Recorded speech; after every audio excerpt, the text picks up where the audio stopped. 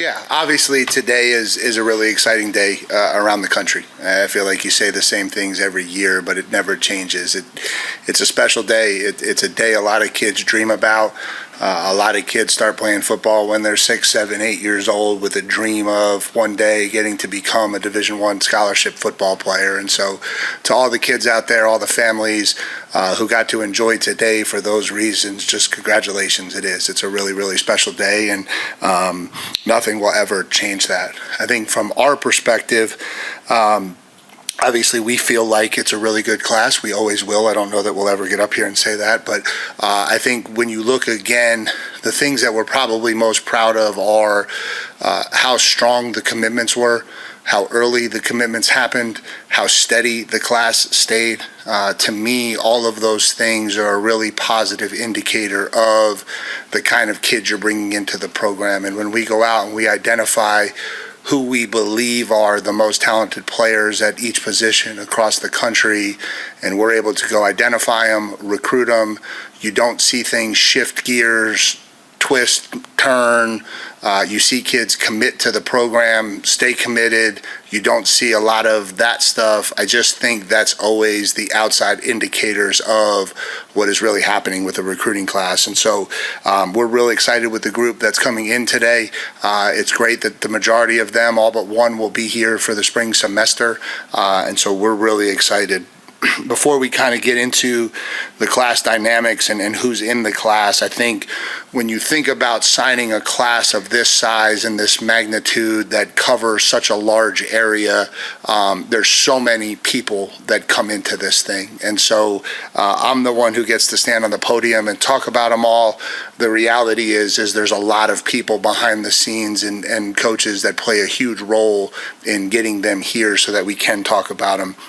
I think the thank you start with our coaching staff. I think our coaching staff does a phenomenal job, top to bottom, of team recruiting for Texas A&M, as important as it is to recruit your position and make sure that you have the connections and the relationships with your position.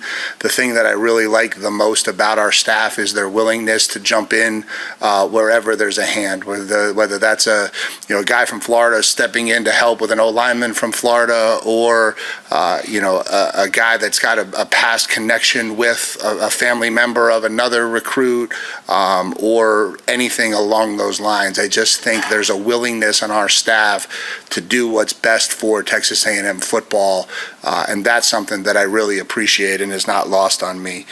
Next, I want to go to Derek Miller, our general manager. I think Derek does as good a job as there is in the country of getting this thing put together at an elite level.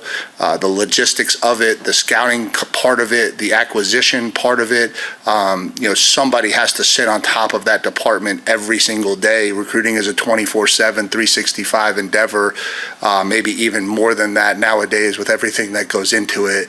And he does. He's such a phenomenal leader of that group. He does such a great job organizing our efforts. He does a great job identifying and acquiring talent, and so just really appreciate him and all of his hard work that goes into this thing.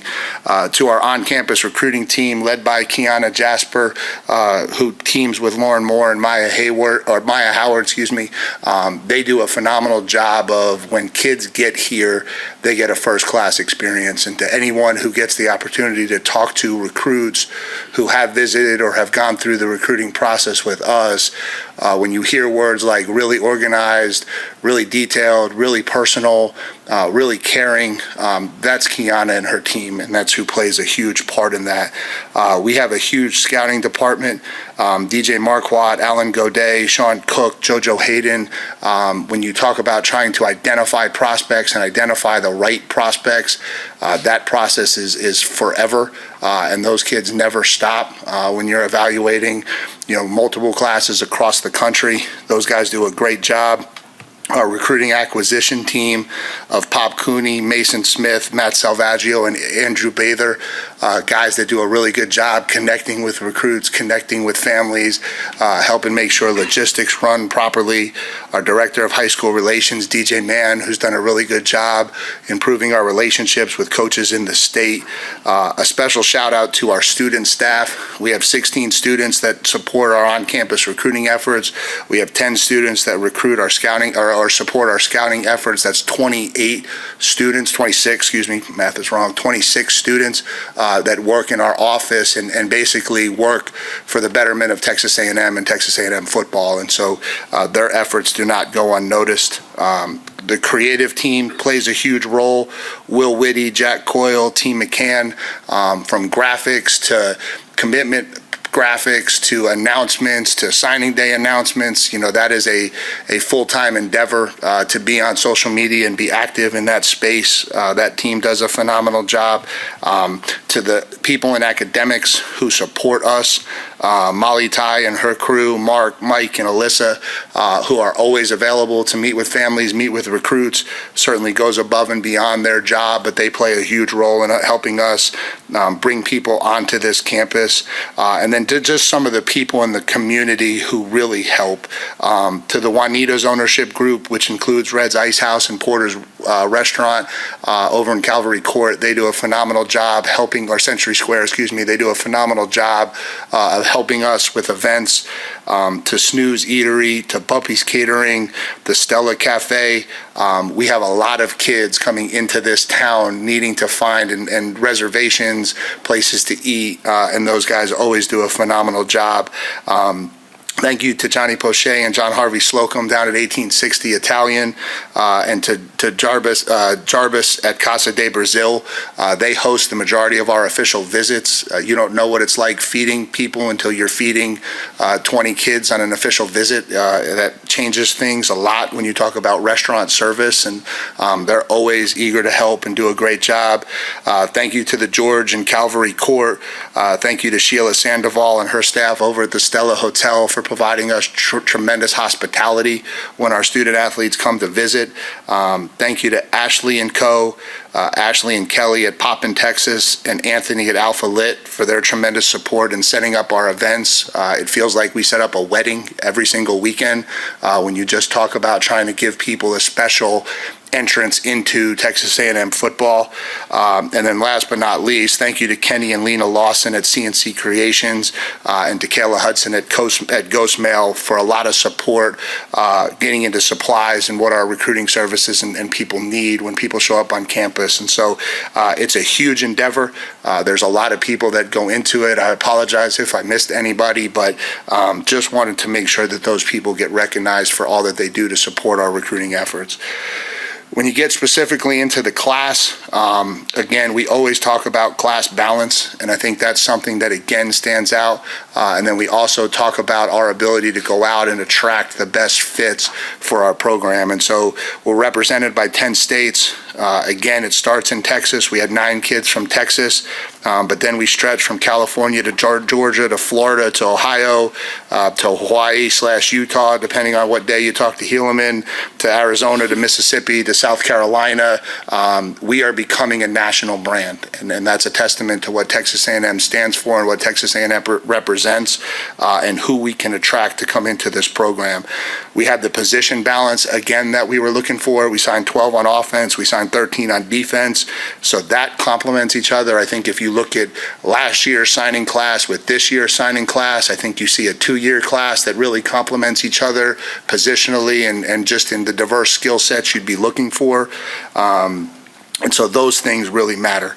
We have 9 kids still competing for state championships.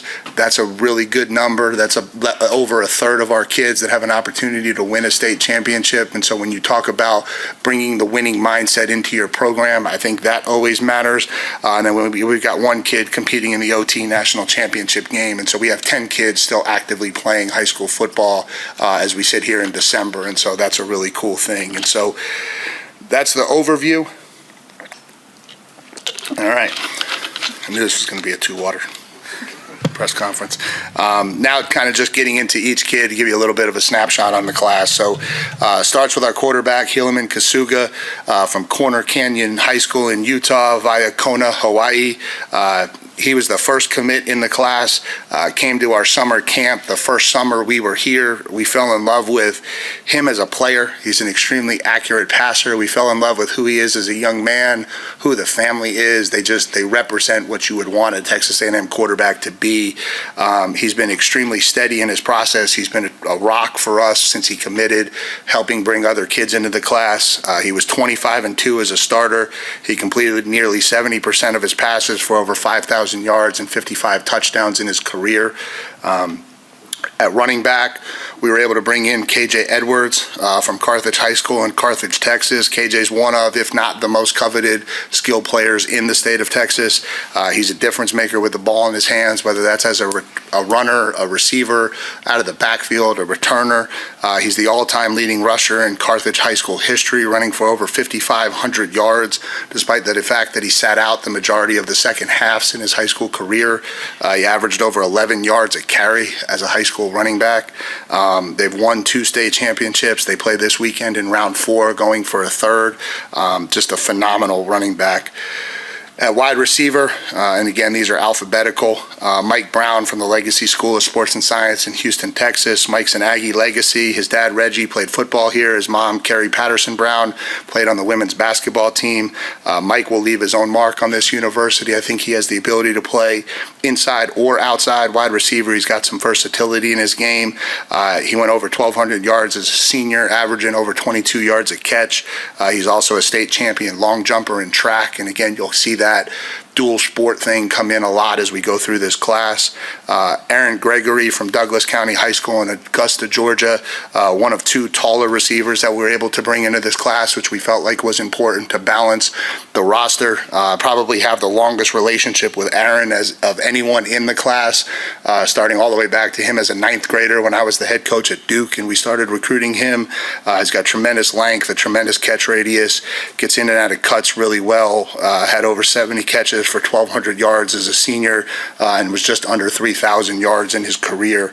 We were able to add later in the process Jaden Warren from Iowa Colony High School in Rochard, Texas. He played for former Aggie Ray Garza at Iowa Colony. They're still playing this week in the 4th round. Elite speed. Went 10.16 in the 100-meter last spring, which is extremely fast.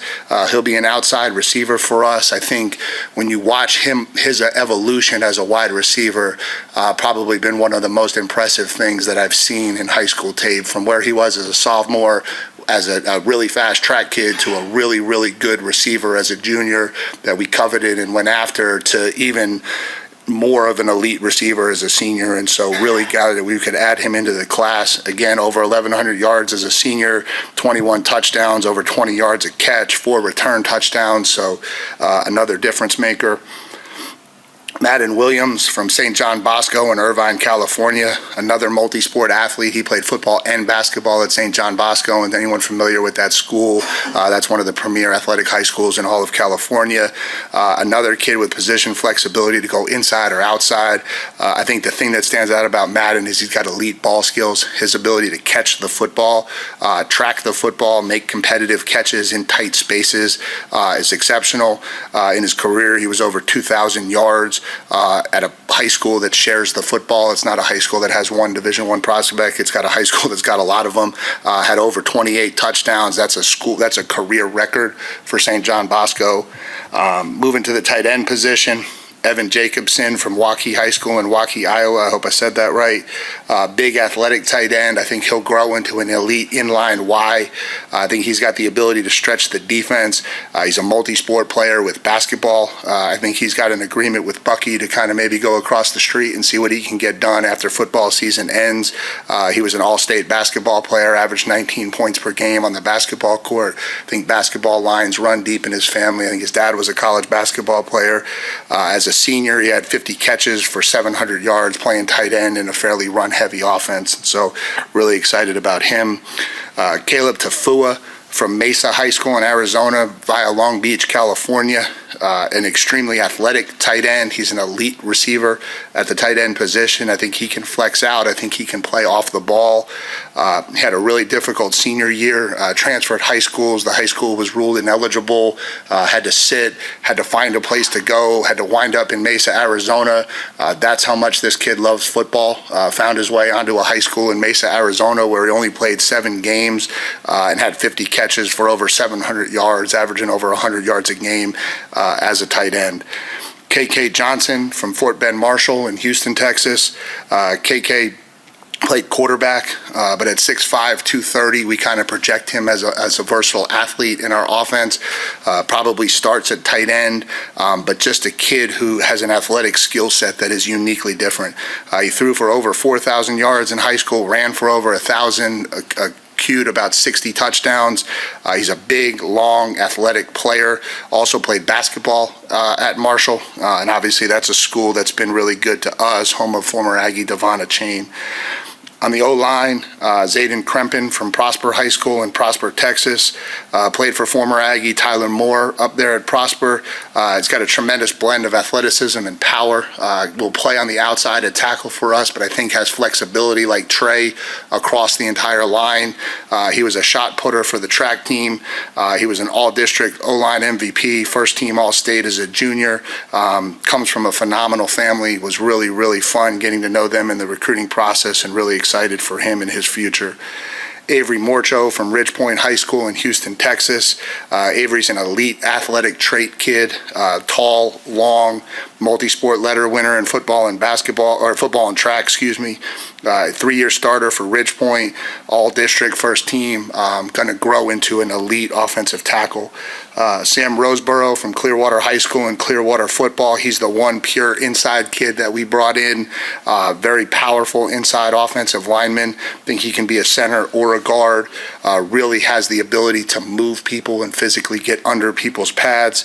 And then we were able to add Hunter McKinney from Lake Creek High School in Montgomery, Texas. Obviously, Hunter's a legacy, the son of Steve McKinney and the nephew of Seth McKinney, obviously, who both played here at a really, really high level. Hunter's another physical interior offensive lineman that projects to play guard or center.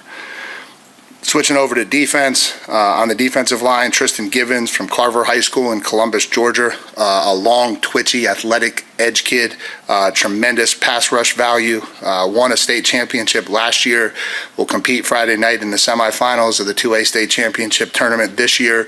As a senior, he had 80 tackles, 25 TFLs, and 10 sacks. He's a 3-sport letter winner, so he played basketball as well as a jumper on the track team. Jermaine Kinsler from Bergen Catholic High School via Ocala, Florida. You got to be careful now when kids go to high school of recognizing where their hometown is.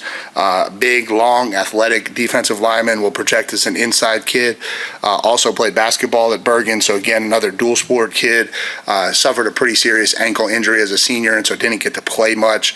We're excited to get him down here in the spring, get him healthy, and watch him become what he's capable of becoming. Samu Mawala from Lazinger High School in Carson, California. Another long, twitchy edge player.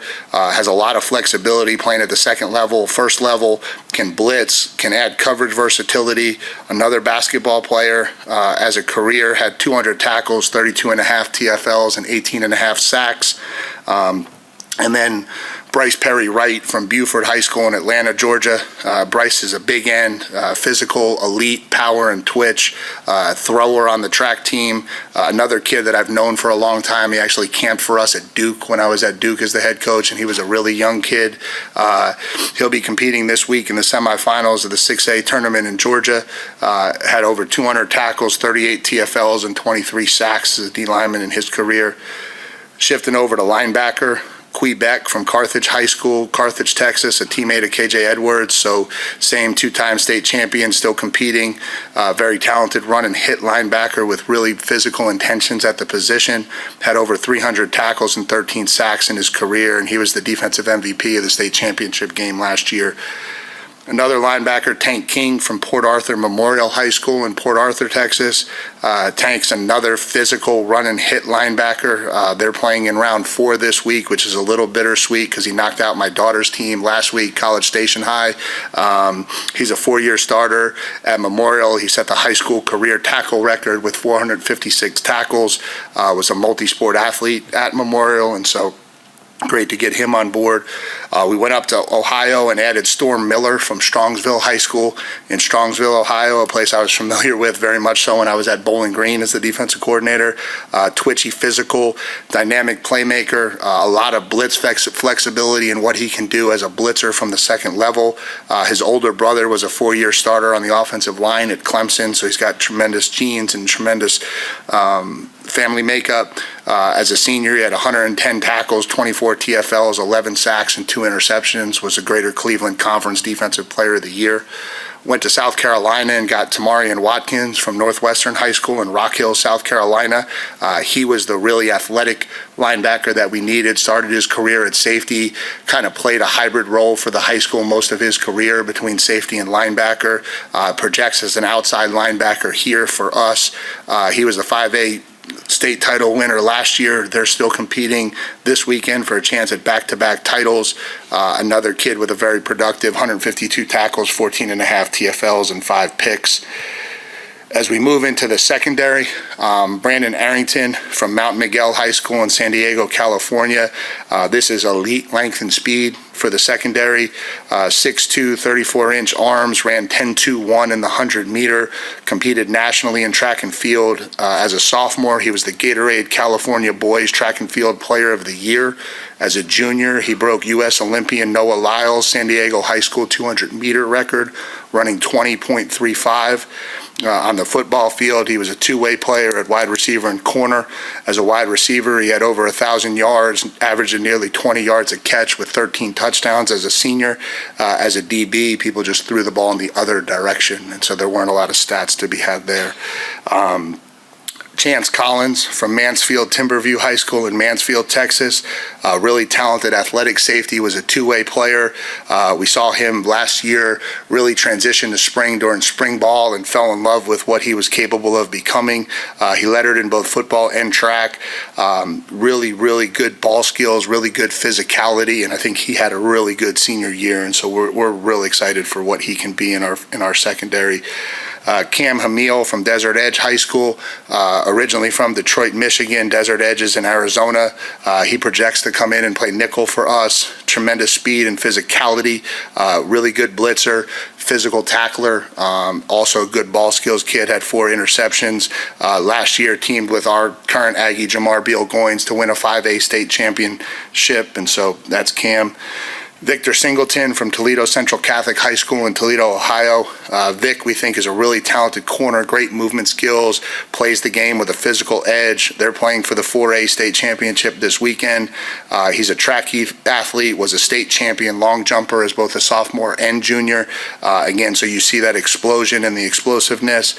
Was also back-to-back Defensive Player of the Year for Northwest Ohio Division III.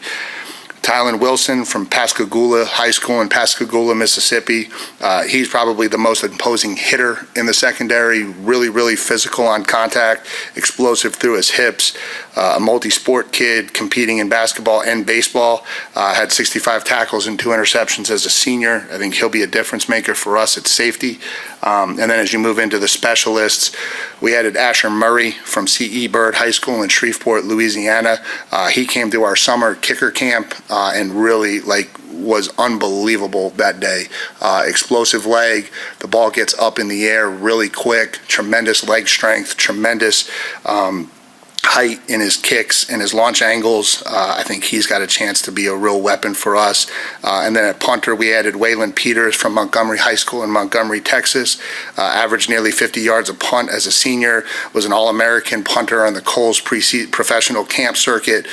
Just another kid who was really, really impressive last year in camp. And so that's the class, that's the thank yous. That's my time. So what question? One more thing I just want to finish up with. To all the people who spoke up on social media, thank you. I apologize for the outburst last week at the press conference. It certainly had nothing to do with anything other than that door being open for about 30 minutes, it felt like. But just thank you. I appreciate you guys. So from there, we'll take questions. Coach, we'll go to the right. Richard? Coach, what areas of need, whether that be a position group or physical traits, do you think this class best addresses? Yeah, I think there's a balance to it. I think that's the most important thing. I think so, if you look specifically defensive line, last year we were very D-tackle heavy. We brought in 3 defensive tackles that we feel really, really good about. We only brought in 1 edge in Marco. This year it goes the other way, right? So we're able to go out and add 3 edges and 1 inside guy. And so that if you look at where we're at over a 2-year stretch, you see a really strong balance. Same thing at wideout. Last year we bring in TK Norman and Kelshawn Johnson, and they're maybe on the smaller side. We only bring in Jerome Miles as a big-bodied, and now this year you turn around, you had a couple more big-bodied kids who have a little bit more outside receiver flexibility. And so I think you look at just diversity within the class and then diversity from a 2-year class cycle to make sure that you have a variety of skill sets that you're continuing to add into the program every year. Coach, we'll go to the left. 4th row, Rob. Howdy, Coach. Howdy. So as you were giving your thank yous,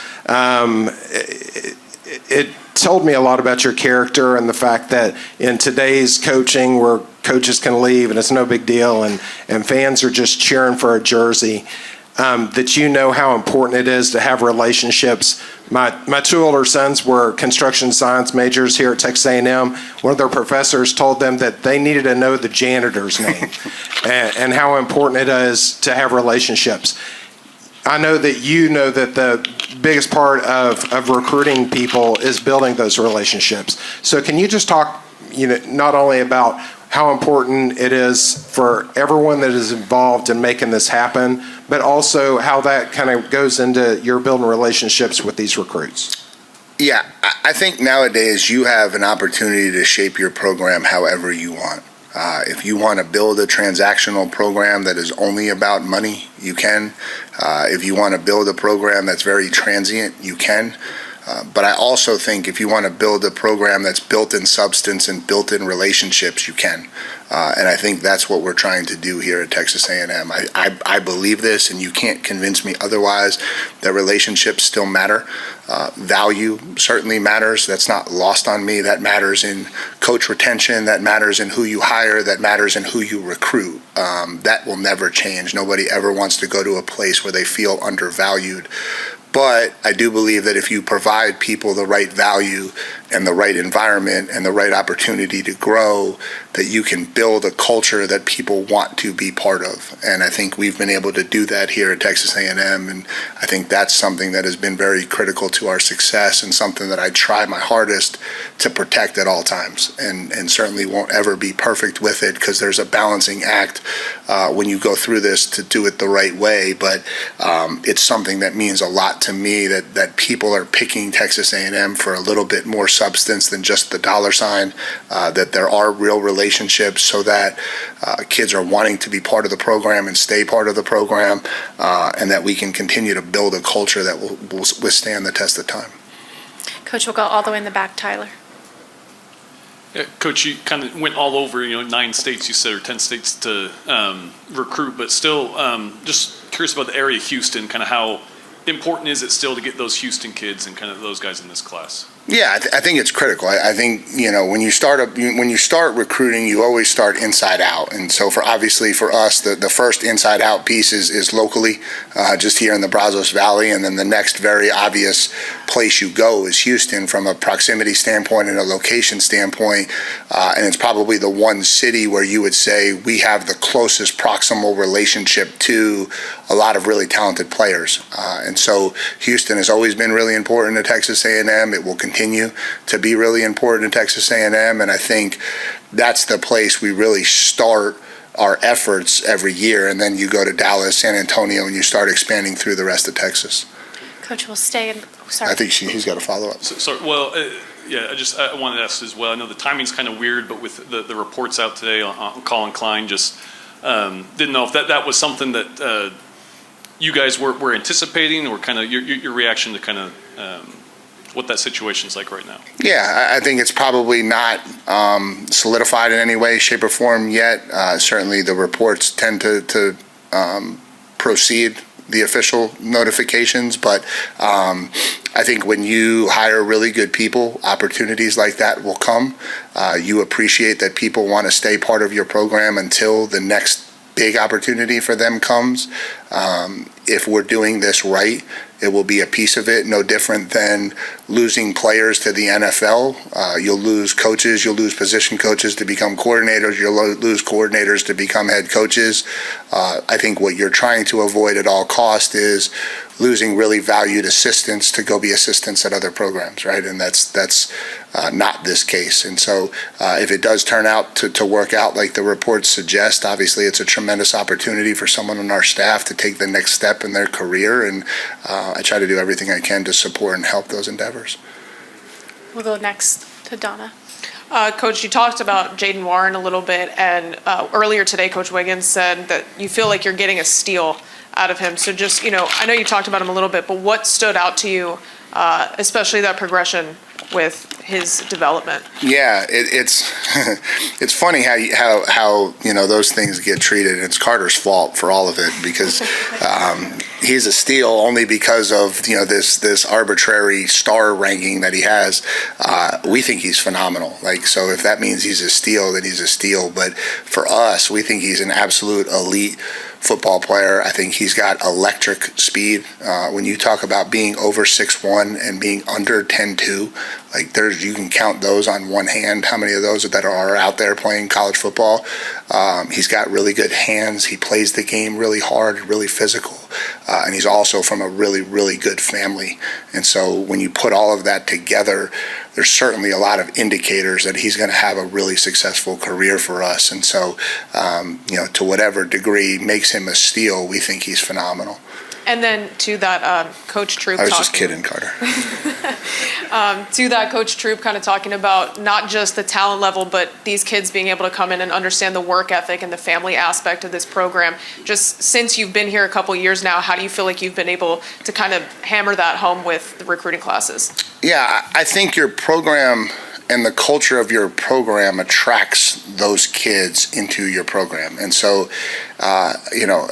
I'm not naive, in what makes kids make decisions, right? There's a value proposition for sure, and then there's a lot of time that gets spent on this campus not around coaches, where players will tell them the truth. They'll get a vibe for what the players are thinking. They'll get a vibe for what the program's really like, and kids are really finding out the answers to, is that the right program for me? And so in all of those conversations that happen when the coaches aren't around, who your locker room is, who your culture is going to be the kind of the kids that you attract into it. And so that's why it was so important. We felt like to build the right foundation in the program, because then what happens is you bring in all the best kids in the country who want to be like that, and so we had, the majority of the top kids in the class show up on this campus at some point. Sometimes it filters out because they just have a little stronger interest in other programs, but a lot of times it filters out because the ones who really want what we are gravitate to us, and the ones that don't, and sometimes that's okay. Coach, we'll go to the front right. Travis. Hey, Mike. When it comes to Kui and KJ and their recruitment, in their particular instance, does it help at all to have two guys at the same school and that know each other like that? And what can you talk about that recruiting process with two guys who know each other like that? Yeah, it obviously makes it easier from a visit standpoint, because you can kill two birds with one stone. But they're separate. We made sure that that's really important. We didn't take one because of the other. We didn't take two from one school because it made it easier. We felt like Kui was an elite linebacker. We felt KJ was an elite back, and they just happened to both be playing for a really talented program in East Texas, which is an area that's really important to us. Obviously, when one commits, it always helps lean on the other one. one because, they're talking to each other a lot more. They can have a lot of conversations with each other. It helps from a familiarity standpoint to have two kids feel comfortable coming to school together. But I also think it's important to recognize that they're recruited as separate individuals and that they certainly weren't considered a package deal in any way, shape, or form. And then just one quick point of clarification with Colin. If that opportunity does present itself, would he still coach through the playoffs here? Yeah, there's a lot that still has to be determined, but that would be the expectation. Some of the early conversations that we've had about opportunities like this have certainly led to me believing that will be the case. Coach to the left, second row, Alex. 2 full cycles into being head coach here, just how do you feel like from a roster building standpoint you guys are where you'd like between bringing in high school players and then adding transfer portal additions as you guys will start turning to that here this next month? Yeah, I still think that there's, holes get left in rosters in transition. I don't think that can ever get changed. Anytime there's a coaching transition, there's going to be holes with, that class that comes in, which wasn't a very big class. That was a quality class, but not a high quantity class. Some of the kids that decide to depart. And so I think we've done a really good job in these 2 classes of putting together a really, really strong balance. I think there's something like 54, 56 kids that have been signed in this 2-year cycle. That's going to add a really strong youth development part of this program. We've got to make sure, when the transfer portal opens up in January, that we hit the balance of some of our immediate needs that are going to need to get addressed, which are where some of those holes exist in the program still. And then hopefully coming out of this cycle, I think we've probably finally gotten to, as we head into this time next year, it'll probably be the first, we've now kind of got this thing solidified to where it really wants to be. And just one more with Colin. Last time we talked with him, he said that he'd absolutely one day love to be a head coach. What have you seen from him that he would be ready to be a head coach if now is the time for him? Yeah, I think first of all, he's just a phenomenal person. I think it starts there, because of that, then I think he's a phenomenal leader. He's a really smart football coach. He's a really competitive guy. Certainly have learned a lot from him. I think he would tell you he's learned a lot from being here in this program. And when you're around really good people, at some point those opportunities are going to present themselves, and you're really happy for them when they do. Coach will go to the right, second row, Brian. Yeah, Mike, I'm really interested in about the psychology of parents now. Okay. I'm going to open a new water bottle. Yeah, exactly. When you got started in this thing, it was about here's the school, here's what the school can offer, here's what a 4-year degree can offer now. But now you have parents who are looking for transactions and what's good for the next 12 months. And I guess my question is that how do you find the balance of that, and how are you finding that parents are handling this new era just as much as you guys are trying to grapple with it? Yeah, this is what I would say. I would say there's a lot of media people, there's a lot of my colleagues who act as though this is a whole new phenomenon that's happening. The idea that somebody would have a job and expect value to be provided to them for that job, that some people in your organization will jump for the dollar. Some people will be very comfortable as long as they feel valued. Some people will stay until the right promotion comes. That has been the history of American society since I was born. It's just now existing in college football. And so I think we're too quick to jump to all. All parents are looking for transactions. All parents are looking for the dollar. No, certainly some are, and no different than some in my business, some in your business. There's people like that, but there's also people who aren't like that.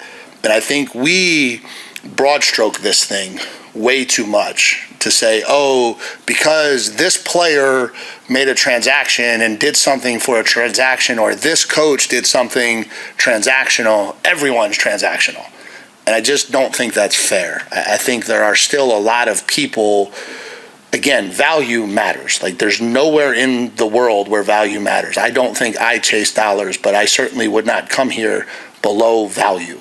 That's just a reality to the world. And so I'm not sitting here telling you NIL doesn't play a role, value doesn't play a role, but there are people that we recruit, a lot of them, that don't come to us with, hey, you offered me this person offered us, $1,000 more, we need to change the deal. Like, we deal with a lot of people who don't do that, and I appreciate those people. That's a good follow-up. So is it refreshing then when you come across a family or a recruit who's like, hey, show me everything there is to see about it, Texas A&M, and I want to learn everything there is about it?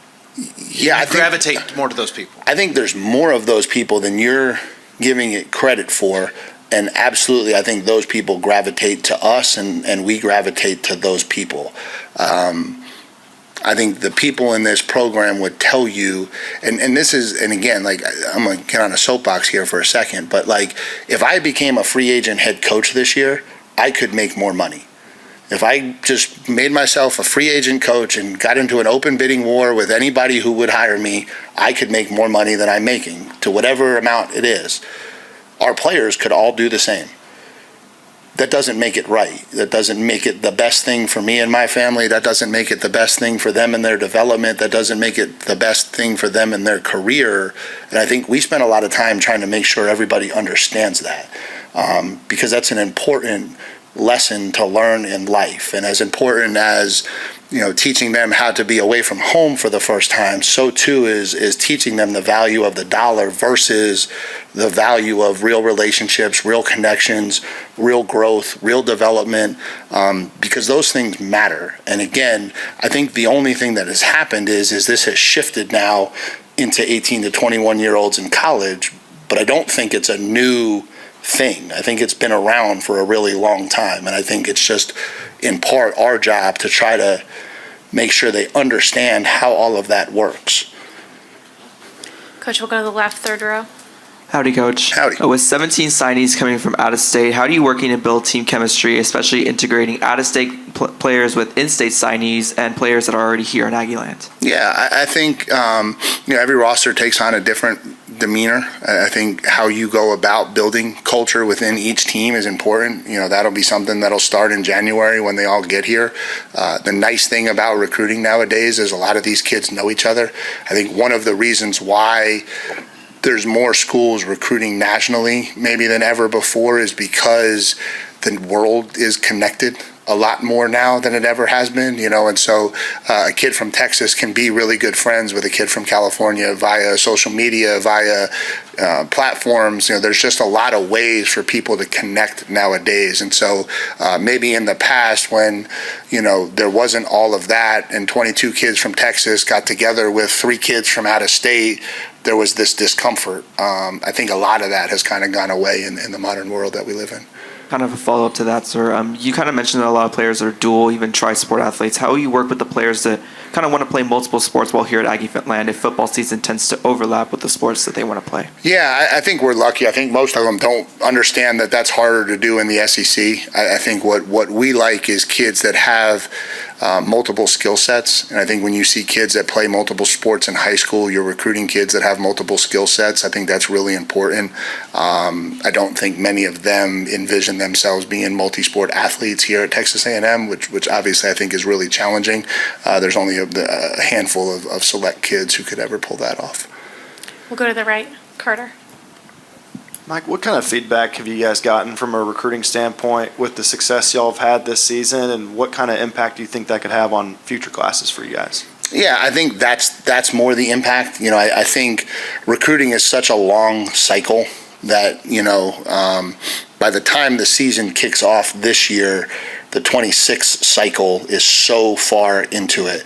Obviously it makes it easier to hold on to your class. Maybe you can add a piece or two, but I think the reality of it is if you're recruiting the right kind of kids, they've gone through a lot of their decision-making process, and I'm not sure that, a couple extra wins impacts that. Now, when the 27 class is looking at Texas A&M and starting to formulate their top 10s right now, who are the schools that we're going to really take a good hard look at, as the 28 class is just starting the process of looking into where do I want to check out.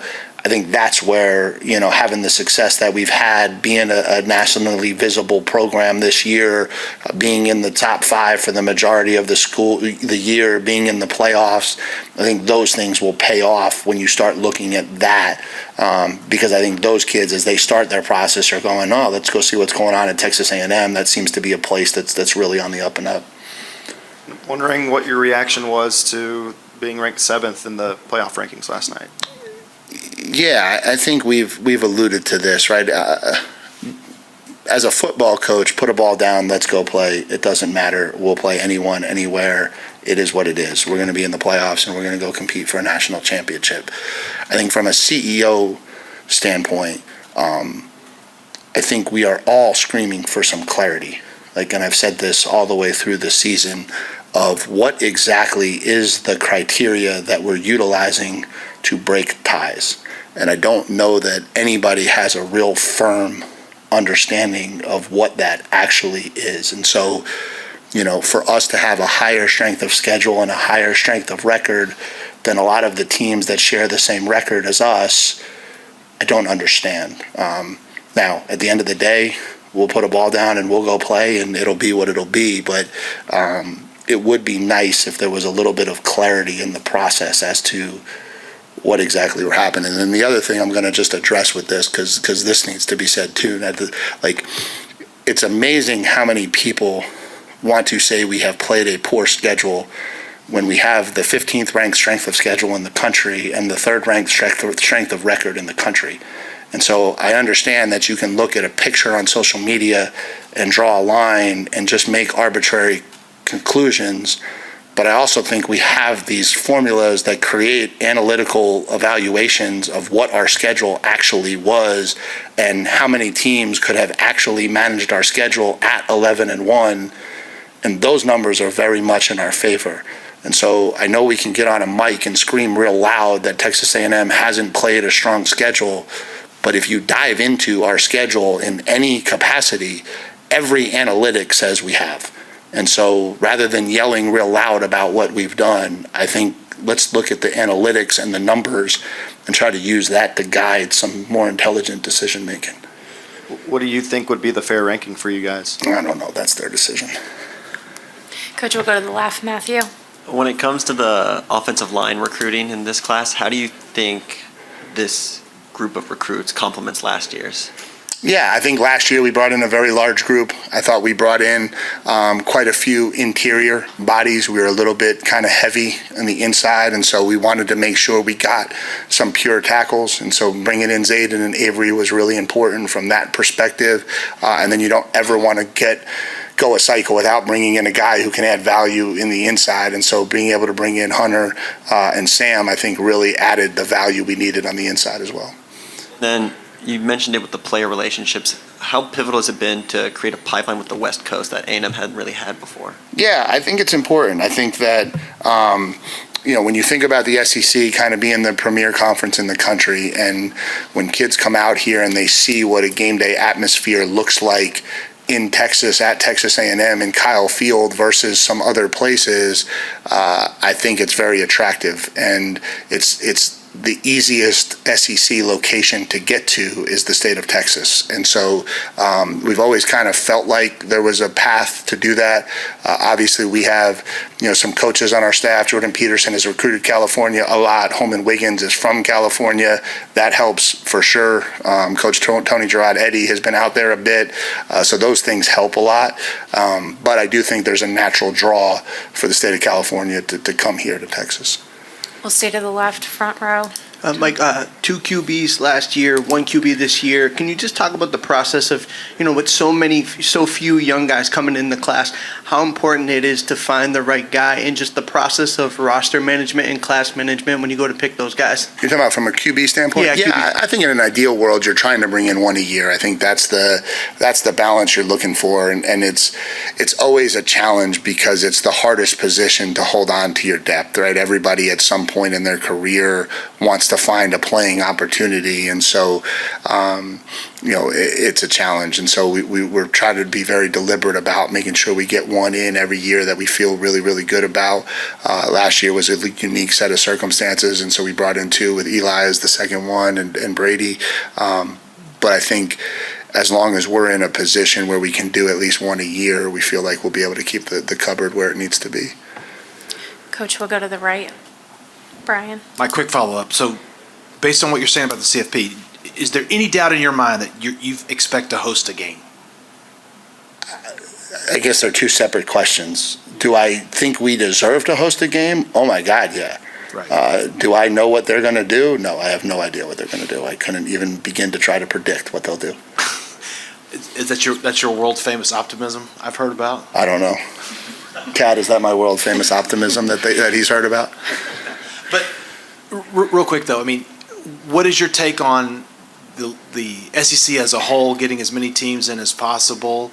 And what do you think of what Sark is doing in Austin, trying to push Texas in, which would help the league overall? I don't really care. No disrespect to Sark. I do like and respect him, but I don't really care what anyone else is doing.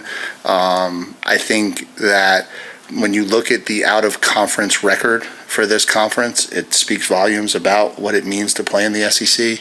I think the hardest challenge that the committee has is identifying the difference between mid-level and low-level teams from conference to conference. I think that's really challenging, and I think that's what, if you hooked anyone up to a lie detector test, they would tell you that regardless of record, when you play teams in this conference, you are challenged week in and week out, and that is unique to this conference. Home venues, being on the road, atmospheres, crowd size, it's just unique to this league. And I know a lot of people will say a lot of things because of the conference they now represent, but I don't think that's actually what they ever thought if they were in this league.